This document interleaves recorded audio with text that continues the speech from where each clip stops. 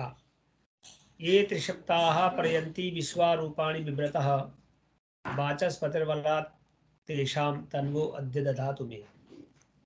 ऐसी ऋचा अथर्ववेद में आई है और इसका साफ अर्थ है कि ये त्रिशप्ताः मतलब 3 और 7 पर्यन्ति विश्वारूपाणि बिभ्रतः, मतलब कि ये हमारे विश्व को ये 7 वाली शक्तियां और 3 वाली शक्तियां बड़ा प्रभावित करती हैं। तो उन्होंने कहा कि इसके अंतर्गत जो आते हैं, जैसे हम देखा जाए त्रिगुणात्मका प्रकृति इसे कहते हैं, और त्रिगुणात्मका प्रकृति को जो हम देखते हैं तो वो त्रिदेव, त्रिदोष, त्रिगुण है, शरीर। और त्रिदेव में हमारे ब्रह्मा विष्णु महेश की बात करते हैं, और त्रिदोष की बात हम करते हैं तो बात पित्त कफ की बात करते हैं, त्रिगुण की बात करते हैं तो सत रज तम हमको ये सताते हैं। शरीर हमारे 3 प्रकार के होते हैं, सूक्ष्म शरीर, स्थूल शरीर, कारण शरीर। राशियां भी जो उनकी प्रवृत्ति हैं वो चर, स्थिर और दुष्वा 3 प्रकार की राशियां हैं। 3 हमारे काल हैं, भूत, वर्तमान, भविष्य। और हमारे कर्म है संचित, प्रारब्ध, क्रियमाण। अगर हम इस प्रकार से देखें तो बहुत सी चीजें हैं, मूल रंग है लाल पीला नीला, शक्तियां हैं सृजन पालन संहार। वैसे तो हमारे 7 लोग हैं, लेकिन 7 लोगों में भी 3 लोग हमारे विशेष हैं, पृथ्वी, आकाश और पाताल। तो इन सब का जो 3 का जो महत्व है, ब्रह्मा की अभिव्यक्ति भी 3 की संख्या से ही है। यह जो इस श्लोक में ये सारी बात वर्णित होती है। अब प्रश्न यह उठता है कि यह 7 संख्या कहाँ से आई, त्रिसप्ताह पर्यंती। तो इसका भी कुछ महत्व है। 7 का उद्गम 3 से ही हुआ है, जिसे हमारा वैदिक गणित पूरी तरह से मानता है। तो हाँ, परंतु वैदिक पद्धति के हिसाब से संख्या 3 के 7 क्रम चय बनते हैं, जो हम बताते हैं कि जैसे हमारे मुख्यतः बात पित्त कम, पित्त कम, कफ कम। बात कम मुख्यतः पित्त और कफ कम, ऐसे करके बात पित्त कफ कुछ ज़्यादा कुछ कम, कभी बात कम होता है, कभी पित्त कम होता है, कभी कफ कम होता है। अगर इन्हीं को फिर हम उसमें ले जाए तो समुद्र, 7 समुद्र होते हैं, 7 महाद्वीप होते हैं, सरगम के भी 7 स्वर होते हैं, सप्ताह के भी 7 दिन होते हैं, और शरीर के जो 7 चक्र हैं, मूलाधार, स्वादिष्टान, मणिपुर, अनाहत, विशुद्धाज्ञा, सहस्रार, ये सब चीजें हमें बताती हैं कि 3 और 7 का बड़ा ही महत्व इसके अंदर जो ऊर्जा है। सप्त होमा सविदो सप्तमूर्धनि सप्त ऋतवो सप्ताह सप्ताज्ञानी परिभूतमान्यता सपदग्रदाः इति सुश्रुमा वयम। यह कहा गया है 7 यज्ञ हैं, 7 ऋतुएं हैं, 7 रस हैं। अथर्ववेद में, अथर्ववेद के 8वें कांड में सूक्त 9 मंत्र 2 में कहा गया है। तो इस प्रकार से इसको बताने की उन्होंने चेष्टा की। फिर कहा यानी त्रीणी बृहंति येषाम चतुर्थ विनियुक्ति वाचम। इसमें त्रिकोण की तीनों मुख्य ऊर्जाओं से चतुर्थ अर्थात शरीर की उत्पत्ति की बात कही गई है। तो आपको यहाँ एक त्रिकोण दिख रहा है, ये प्रकृति त्रिगुणात्मक है, जैसा कि हम 3 की बात कर रहे थे। और त्रिगुणात्मक प्रकृति को हम देखें तो ज्योतिष हो चाहे वास्तु, दोनों का उद्गम त्रिभुज से ही हुआ है। यद्यपि ज्योतिष में हम किस प्रकार प्रयोग करते हैं, कुंडली में कैसे देखते हैं, वहां भी हम त्रिभुज को देखेंगे तो आपने देखा होगा 1, 5, 9 त्रिकोण होता है, तो 3, 7, 11 त्रिकोण होता है। तो 3, 7, 11 जो त्रिकोण है वो शक्ति का त्रिकोण है, और जो 1, 5, 9 त्रिकोण हमारा जो दूसरा दिख रहा है, ये हमारा शिव का त्रिकोण है, यानी ये पुरुष है और वो स्त्री है। ये जब दोनों मिल जाएंगे, प्लस हो जाएंगे, तो आप देखेंगे कि शिव और शक्ति के रूप में एक यहाँ पर कुंडली बन जाएगी। और ये हमारी त्रिकोण शक्ति, जब आप कोई यंत्र बनाते हैं उसमें भी आप देखते होंगे कि त्रिकोण, दो त्रिकोण मिलाकर के षटकोण, षटकोण बिंदु समायुक्तम, ऐसे आपने सुना होगा। तो दोनों त्रिभुज दो ऊर्जाओं के प्रतीक हैं, एक ऊर्ध्वगामी और दूसरी अधोगामी। ऊर्ध्वगामी अग्नि की लौ के समान सदा ऊपर जा रहा है, इसलिए सप्त का प्रयोग किया गया, सप्त रेखा, सप्ता वो इसका प्रयोग किया गया है। और अधोगामी पानी की बूंद की तरह जो ऊपर से नीचे की ओर दिखता हुआ त्रिकोण दिख रहा है, इस शिव और शक्ति के त्रिभुज के मिलन में जो 12 बिंदु बने हैं वो हमारी कुंडली के 12 राशि हैं, 12 भाव के प्रतीक हैं। हम देखें, जैसे पहला बिंदु यही है जहाँ पर एक दिख रहा है आपको, दूसरा इन दो के सेंटर में आ जाएगा, तीसरा यहाँ, चौथा ये, पांचवा, छठा, सातवां, आठवां, नवा, 10वां, 11वां और ये 12वां। ये 12 राशियां, 12 भाव, जिनको हम इस त्रिभुज में ही समाहित होते हुए देखते हैं।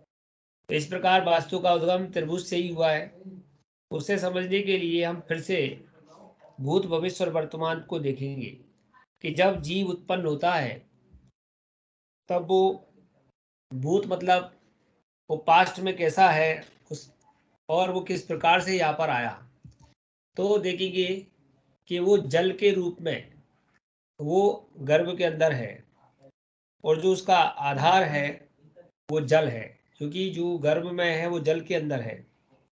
लेकिन जब अपनी पहली श्वास लेता है, वर्तमान में आता है, तो जीवन का जो पहला श्वास है वो श्वास जो है वो वायु से प्रारंभ होता है। तो जीवन का पहला पुरुषार्थ भी श्वास लेना है, और पृथ्वी पर आकर के श्वास लेता है। तो इसलिए जल से वायु और पृथ्वी यहाँ संबंध बनेगा, और जीवन का अंतिम पुरुषार्थ भी श्वास छोड़ना ही है। इसीलिए यह अंतिम पुरुषार्थ और प्रथम पुरुषार्थ दोनों उसके वायु के रूप में देखे जाएंगे, और पृथ्वी उसका आधार है। तीसरे रूप में जब वो भविष्य की बात करें कि भविष्य में वो कहाँ जाएगा, अगर ये देखना है तो हम देखेंगे कि अग्नि उसका भविष्य है, जिसमें वो समाहित हो जाएगा, फिर से पंच तत्वों में विलीन हो जाएगा। यह एक बहुत ही महत्वपूर्ण विषय है जो जीवन चक्र को कुछ इस प्रकार से दर्शा रहा है। शरीर व प्रकृति में उपस्थित पांचों तत्वों के सामंजस्य और संबंध को दिखा रहा है। और आपको यहाँ पर देखने को आकाश तत्व नहीं दिख रहा है, लेकिन आकाश तत्व पहले ही कहा गया कि वो सर्वत्र विद्यमान है। बाईं ओर जल तत्व दिखाया गया, गर्भ के तरल पदार्थ मौजूद नन्हे जीव को दिखा रहे हैं ये यहाँ पर।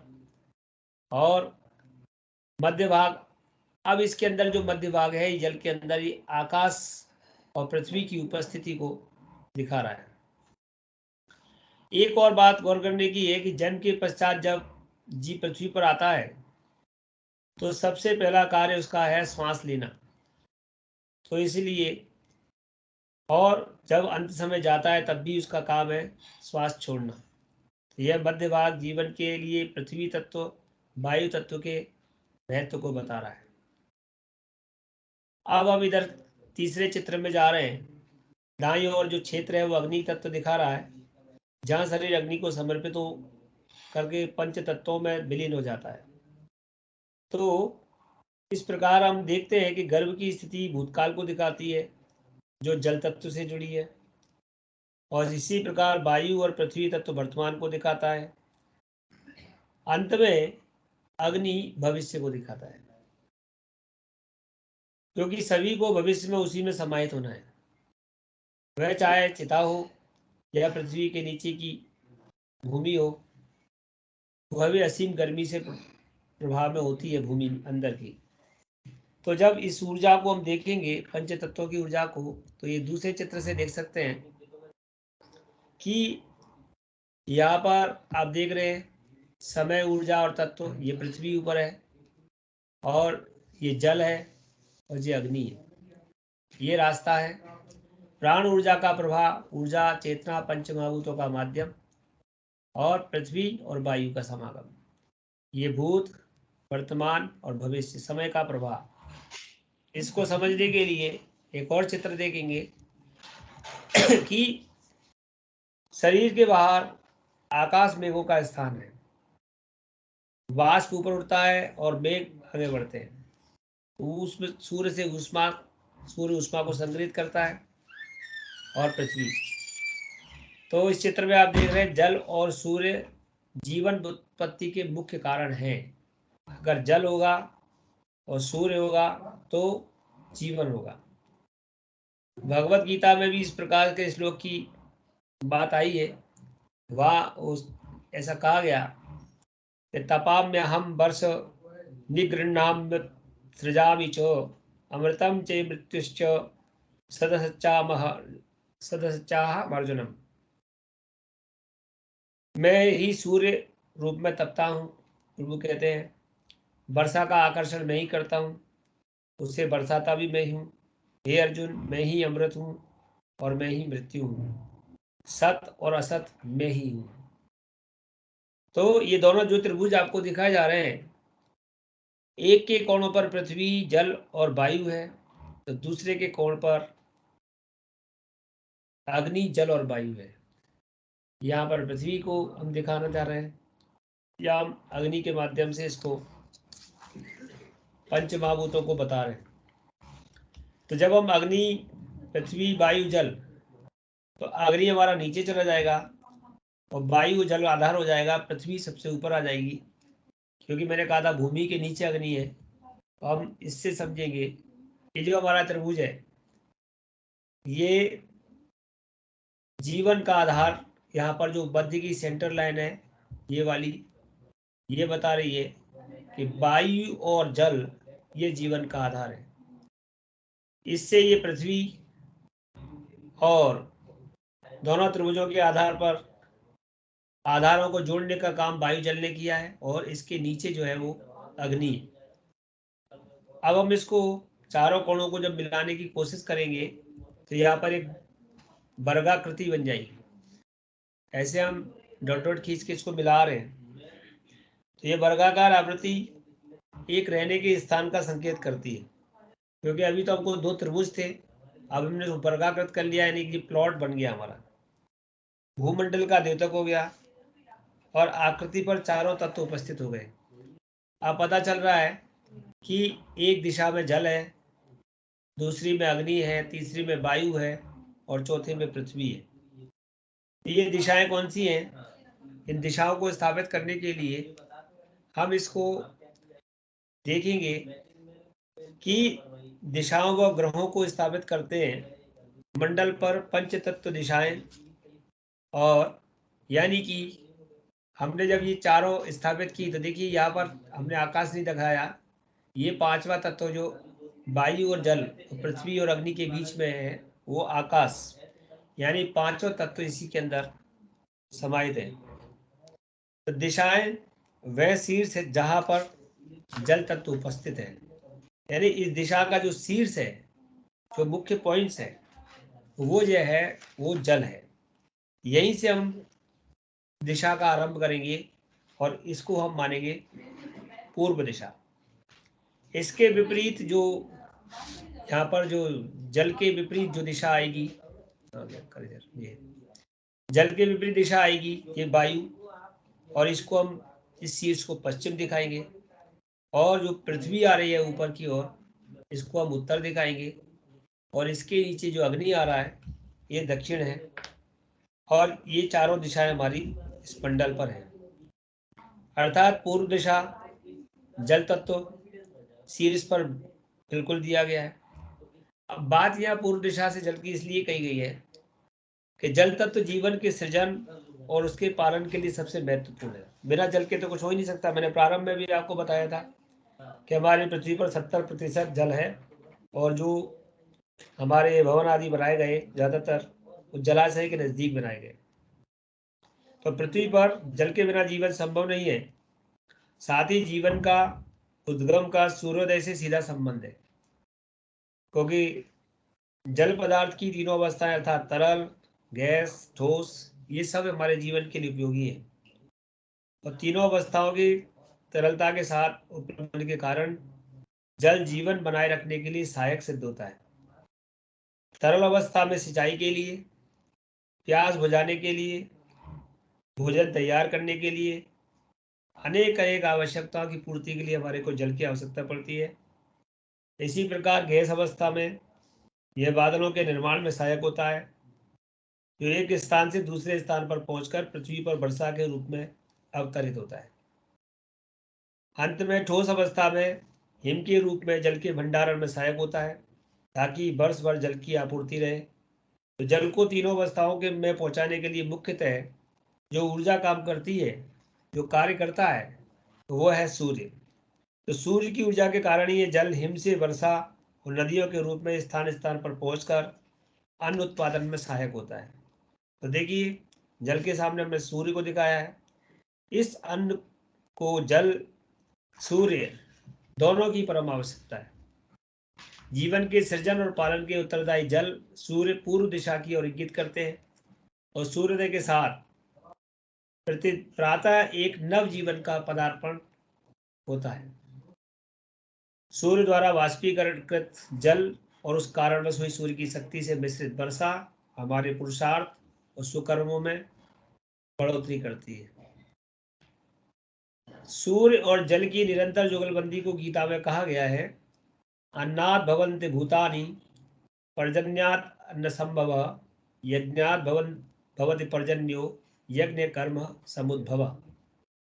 अर्थात सभी जीवन अन्न से उत्पन्न हुए हैं, अन्न वर्षा से उत्पन्न हुआ है, वर्षा यज्ञ से उत्पन्न हुई है, और यज्ञ विहित कर्मों से हम जिस कर्म उत्पन्न हुआ है। तो अन्न और वर्षा की अटूट कड़ी है, इसको यहाँ दिखाने का प्रयास करते हैं। वर्षा की उत्पत्ति, सौर ऊर्जा की महत्व, इसको समझने की बात है। यहाँ पर जो एक दूसरे के जीवन की उत्पत्ति के लिए अटूट संबंध है। सूर्योदय वाला स्थान शीर्ष पर होना चाहिए, उसकी दिशा पूर्व होनी चाहिए। जब हम जल की बात करेंगे तो चित्र में हम सूर्य की तरफ जल को दिखाते हैं। एक बार सूर्य की स्थिति पूर्व दिशा में निश्चित होने के उपरांत पश्चिम का निर्धारण करने में कोई समस्या हमारे सामने नहीं है। अतः पश्चिम वायु तत्व पर स्थित है, और इसको इससे जानेंगे हम यहाँ पर कि उत्तर दक्षिण दिशा निर्धारित करने के लिए पूर्व दिशा में सूर्य की ओर मुख करके जैसे हम खड़े हो जाते हैं तो पता चल जाता है कि व्यक्ति के बाएं हाथ की ओर उत्तर और दाएं हाथ की ओर दक्षिण है। इसलिए अग्नि तत्व को दक्षिण इंगित करता है। दक्षिण तत्व अग्नि तत्व के बीच संबंध की अन्य व्याख्या करता है। तो सूर्य दोपहर के समय अपनी चरम पर होता है, तब यहाँ होता है, और सर्वाधिक ताप छोड़ता है। ये उत्तरी गोलार्ध में है, ऐसा कहते हैं। हमारे देश में सूर्य की घूमने की दिशा पूर्व से दक्षिण होते हुए पश्चिम की ओर है। अतः पहले सूर्य पूर्व में आएगा, फिर दक्षिण जाएगा, फिर पश्चिम पहुंचेगा। तो अग्नि तत्व दक्षिण में है। सूर्य का जो सबसे अधिक तापमान होता है वो उसी बिंदु पर होता है। अब जबकि अग्नि दक्षिण में है तो इसकी विपरीत दिशा उत्तर हो गई।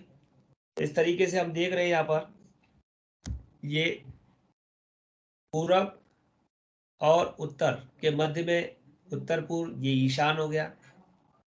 ये पूरब और दक्षिण के बीच में दक्षिण पूर्व, ये आग्नेय कोण हो गया। दक्षिण और वायु, इन दोनों के बीच में दक्षिण पश्चिम, ये नैऋत्य कोण हो गया। और ये वायु और पृथ्वी, इन दोनों के बीच में उत्तर पश्चिम में ये वायव्य कोण हो गया। तो इसी का तरीके से हम 8 दिशाओं का यहाँ पर निर्धारण किया है। दिशाएं तो 10 होती हैं, आकाश और पृथ्वी, इसको यहाँ हम दिखा नहीं पाएंगे। अब हम बात करते हैं कि यहाँ पर जब हमने बात की थी कि पूर्व में जल होता है, इस चित्र से समझने की बात है कि सबसे स्थूल तत्व अर्थात पृथ्वी से आरंभ करते हुए पृथ्वी में अन्य चारों तत्वों की विशेषता उपस्थित है। इसी प्रकार दक्षिणावर्ती घूमते हुए अगले तत्व जल की ओर बढ़ने पर देखते हैं कि जहाँ जल प्रचुर मात्रा में है। चूंकि अन्य तत्वों की अपेक्षा पृथ्वी में जल पहले से उपलब्ध है और यह जल तत्व की ओर बढ़ाता है। तो आप जब भी कुछ यहाँ पर, अब आप जैसे जैसे इसको समझ रहे हैं। इसको समझने का मूल कारण क्या है? जब आप किसी प्लॉट को समझेंगे तो प्लॉट में आपको मालूम होगा कि जल किस जगह पर है। तो पूर्व में जल होता है और पूरब और उत्तर के मध्य का जो स्थान है, उत्तर पूर्व अथवा ईशान, इस क्षेत्र में जल की अधिकता होती है। इसको शीत क्षेत्र कहते हैं। यहाँ पर जल है। तो देखिए, पृथ्वी में समाहित पृथ्वी, जल, अग्नि, वायु, आकाश। तो यहाँ आपको उत्तर पूर्व में अर्थात ईशान में आपको जल देखने को मिलेगा। और इसके बाद आप दूसरे उसमें जाएंगे तो जल में समाहित है अग्नि। तो आप दक्षिण पूर्व में जाएंगे अर्थात अग्नि कोण में जाएंगे तो यहाँ पर अग्नि की अधिकता है। तो ये जल की अधिकता है, वहाँ पर आप जल का स्थान बना सकते हैं, पूजा का स्थान बना सकते हैं, सरोवर बना सकते हैं, जल रखने की बात कर सकते हैं, टैंक बना सकते हैं। लेकिन यहाँ अग्नि की अधिकता है तो आप यहाँ पर आप किचन बना सकते हैं, भोजन से संबंधित, अग्नि से संबंधित कोई भी, आगे बहुत सारी चीज़ें हम इस पर बात करेंगे, ये यहाँ पर हम निर्माण करेंगे। यहाँ पर अग्नि की प्रचुरता है और ये दक्षिण पूर्व का हमारा कोना है। अगला कोना हम देखते हैं, वो हमारा है दक्षिण और पश्चिम के बीच में।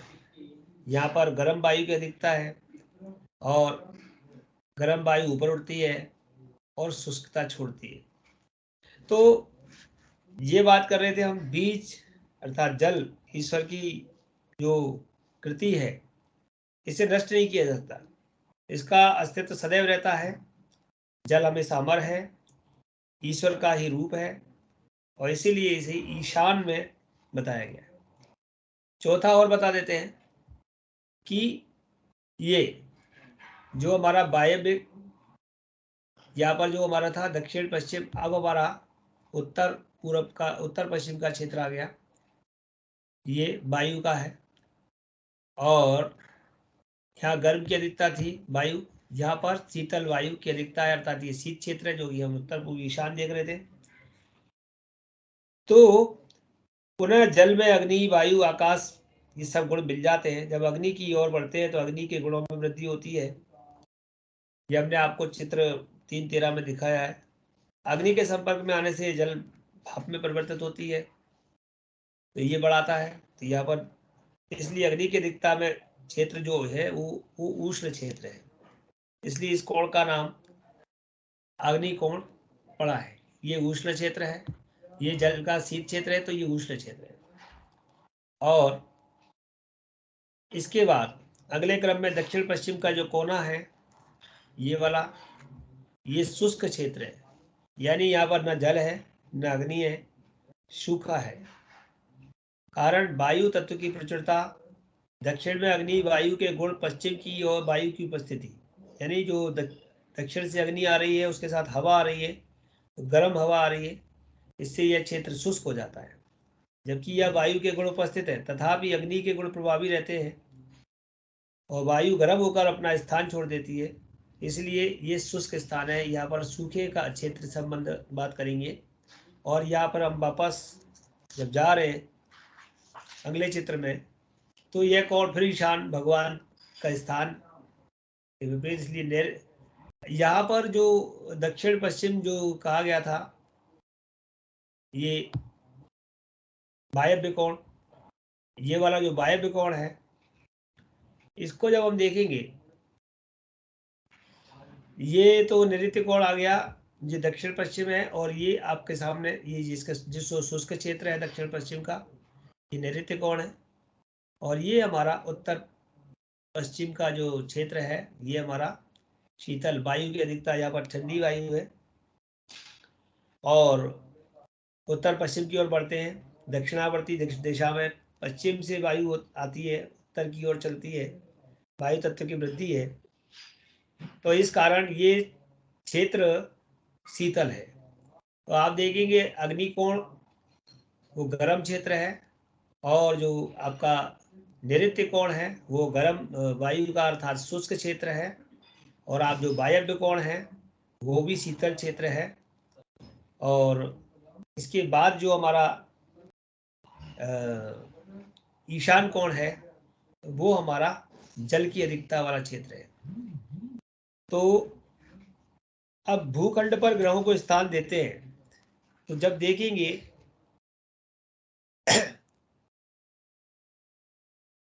भूखंड को ग्रहों के स्थान देंगे तो ग्रहों के विभिन्न स्थानों में देखना होगा कि किस प्रकार से इनका नामकरण हुआ, ये तो हम जानते ही है। तो होरा के अनुसार हम इनको नामकरण देते हैं।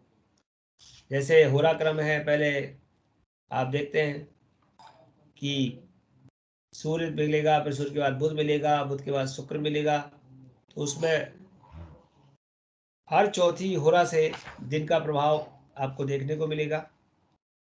अब जब ठीक पूर्व की ओर देखेंगे तो सूर्य, और पश्चिम में बिल्कुल अगर आप जाएंगे, यानी जी आपका पूर्व है, यहाँ पर सूर्य का स्थान है, और इसके जस्ट विपरीत पश्चिम में ये शनि का स्थान है, और दक्षिण में जा रहे हैं तो ये मंगल का स्थान है, अग्नि क्षेत्र। और इसके जस्ट विपरीत उत्तर में जाएंगे तो आपको बुध का स्थान मिलेगा।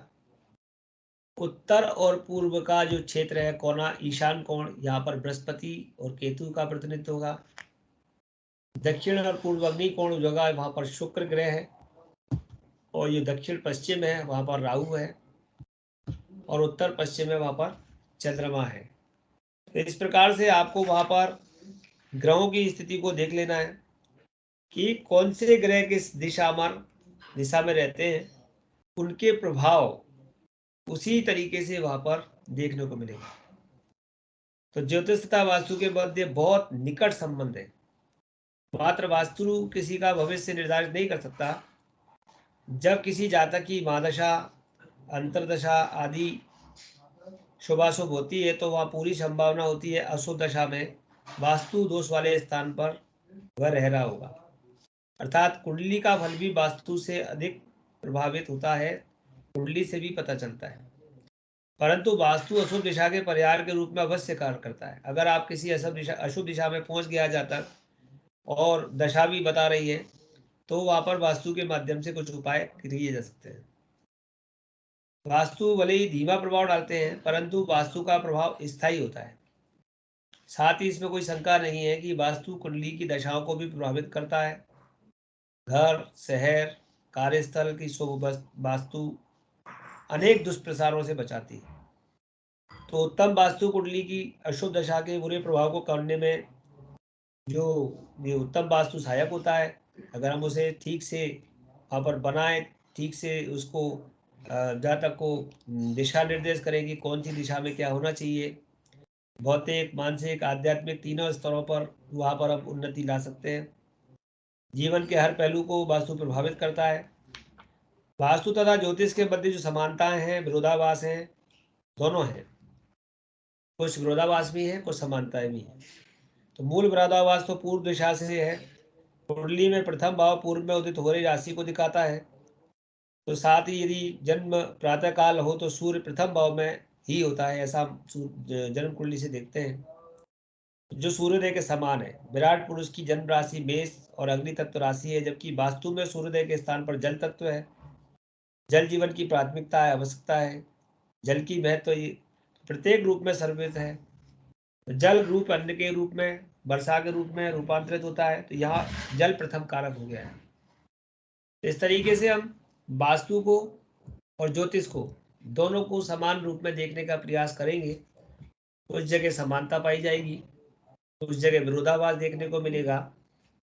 तो इस प्रकार वास्तु के अनुसार जैसे गृह मतलब भवन है, तो यहाँ पर गृह शब्द प्रयोग किया गया है। गृह मतलब भवन, और ज्योतिष में ग्रहों की बात की गई है। यहाँ पर जो वास्तु के अनुसार स्थिति की बात की गई है कि वहाँ पर स्थिति किस प्रकार की स्थिति है, जैसे कि भौतिक, आध्यात्मिक, मानसिक, उसके बारे में विचार करेंगे। तो जहाँ पर परिस्थिति की बात की गई है कि ग्रह राशियों की परिस्थिति क्या है। वास्तु में वर्तमान में हमें होने वाले सुख दुख के भान के विषय में बता रहा है।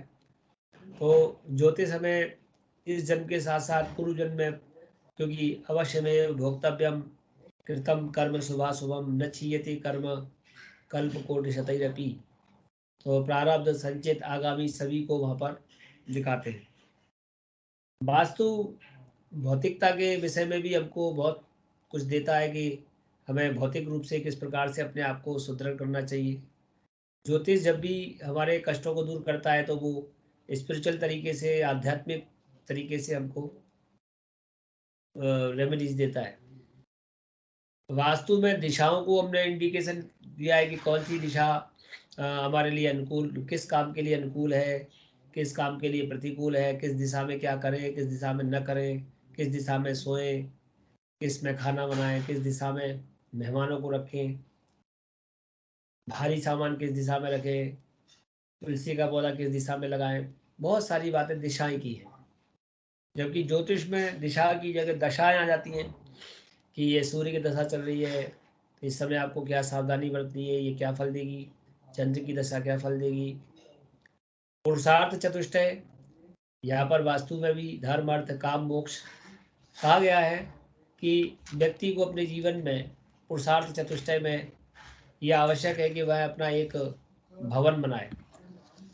पहले शास्त्रों में ज्योतिष वास्तु रत्नाकर में श्लोक आया है कि तृणेन वा, मतलब तृण माने घास फूस के भवन बनाए अपने जीवन में, और अगर संभव हो तो उससे ऊपर मिट्टी मृतिका के बनाए, और संभव हो तो उससे ऊपर पाषाण के, पत्थरों के भवन बनाए। तो जो दीर्घकालिक भवन होते हैं वो पाषाण खंड होते हैं, मतलब पत्थरों के बनाए हुए होते हैं, और उसको सबसे अच्छा पुरुषार्थ कहा गया है।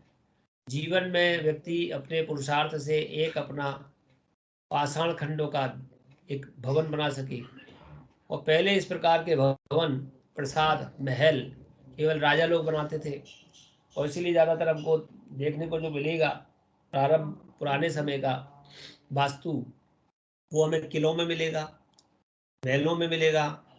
जितने भी हमारे प्राचीन धरोहर जो हमारे किले हैं या जो हमारे जैसे बने हुए, आप चाहे आप संसद भवन कह लीजिए, चाहे हमारा वो जंतर मंतर कह लीजिए, और बड़े सभी शहरों में, बड़े बड़े शहरों में, छोटे छोटे शहरों में हमने बहुत प्रकार से ऐसे किले आदि देखे हैं, दुर्ग देखे हैं। आप देखते होंगे कि उन दुर्गों, वो दुर्ग आज भी नष्ट नहीं है, और कुछ दुर्ग तो आज भी फलीभूत है।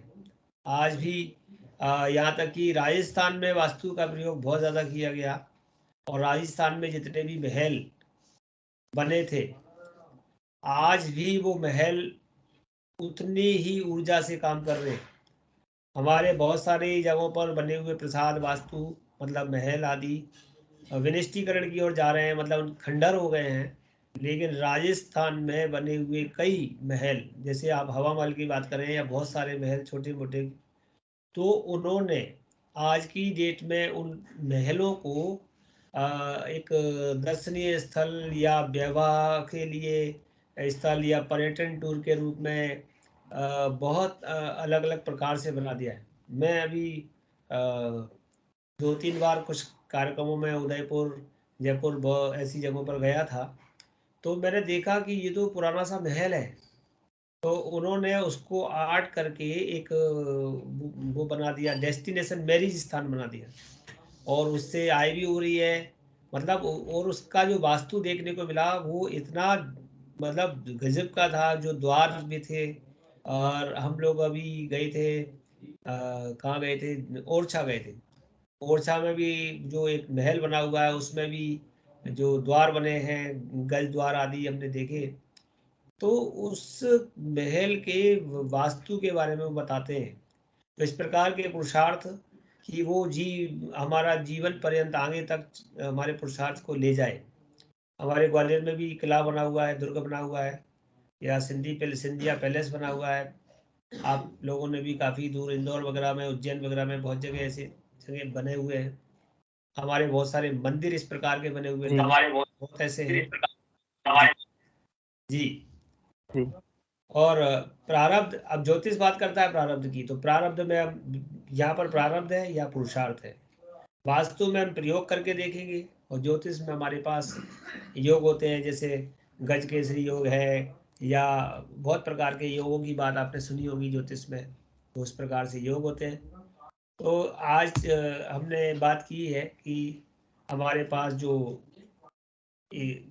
वास्तु का उद्गम किस प्रकार से हुआ है, और कुंडली मतलब जो हमारे त्रिभुज शक्ति है वो किस प्रकार से त्रिकोण के रूप में किस प्रकार से शक्ति प्रभावित हुई, और वो एक ऊर्ध्वगामी त्रिकोण, एक अधोगामी त्रिकोण, दोनों त्रिकोणों के मिलने के बाद जो हमारा एक षटकोण कुंडलिनी के रूप में जागृत हुआ है वो हम देख रहे हैं। और उससे हमारा जो आधार है वो जल और पृथ्वी, जो हमारा वो आधार है, सॉरी जल और अग्नि हमारा आधार है, और उससे पूरी ये सृष्टि का बना हुआ है वास्तु। आपके मन में कोई प्रश्न हो तो पूछ सकते हैं, या इस पर कुछ बताना चाहते तो बता सकते हैं।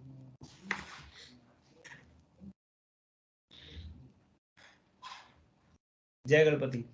तो मैं समझता हूँ आज मैं इतना ही बोलूँगा। जी बोलिए अनुराग जी, कुछ कह रहे हैं क्या? जी सर, कुछ समय पहले हमारे धार में एक प्रदर्शनी लगी थी वास्तु को लेकर के, क्योंकि जो राजा भोज थे वो यहीं के रहे हैं, और उन्होंने सम्रांगण सूत्रधार जो लिखी है, तो उसमें जो एक पूर्णनिवेश अध्याय है उस पर आधारित एक प्रदर्शनी थी। हम लोग देखने गए थे, तो काफी उन्होंने विस्तृत रूप से, और धार और भोपाल को उन्होंने किस प्रकार से बसाया ये भी उसके अंदर उन्होंने प्रदर्शनी में बताया था, तो काफी अच्छा था वो। यही विरासत हमको बता रही है कि हमारे यहाँ वास्तु काफी समय से पहले से व्याप्त है, और वो आज उसके वास्तु के अनुरूप बनाए हुए भवन, महल, प्रसाद और नगर आज भी सुदृढ़ है और विकास कर रहे हैं।